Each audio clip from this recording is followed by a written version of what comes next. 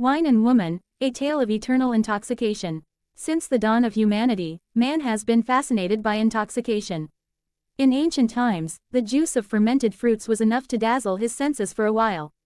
Later, as centuries passed, he learned to make wine, a drink that promised to blur his sorrows, lighten his burdens, and set his heart free. But the truth is, the intoxication of wine is fleeting. It lasts for a few hours, then vanishes with the first light of dawn, leaving behind nothing but weariness. But woman, ah, woman. She is an entirely different story. A smile from her can outweigh 100 glasses of wine. The fragrance of her hair can make a man forget the strongest drink. A single look from her eyes can intoxicate the soul more deeply than the oldest vintage ever bottled. Wine clouds the body, but woman enchants the spirit. The beginning of the tale. It was a quiet night, the dim lamps casting soft shadows on the walls. Crystal glasses of wine stood before me, filled and waiting. My companions urged me on. Drink, my friend, you'll forget your grief, you'll escape your sorrow. I raised the glass, tasted it, and felt a brief wave of relief. But inside me, a question kept rising, is this real? Or just a momentary illusion that will fade with the morning light? Suddenly, the door opened. A woman entered. She was unlike any other. Her eyes held oceans of untold stories, and her smile carried the promise of eternity.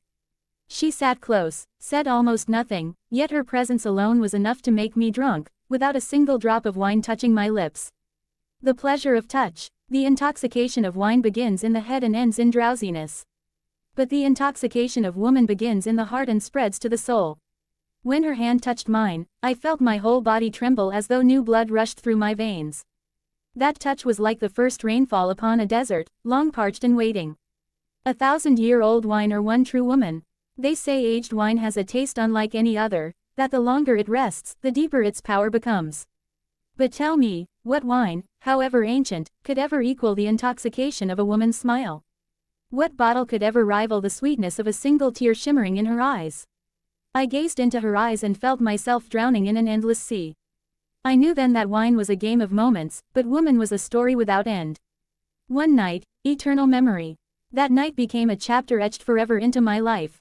The glasses of wine remained untouched on the table, forgotten, while all that drew me in was her presence, her words, her silences, her laughter. Every moment proved to me that I was intoxicated, but not by the wine. No, my intoxication bore another name, woman. At one point she whispered, "Those who drink wine regret it in the morning.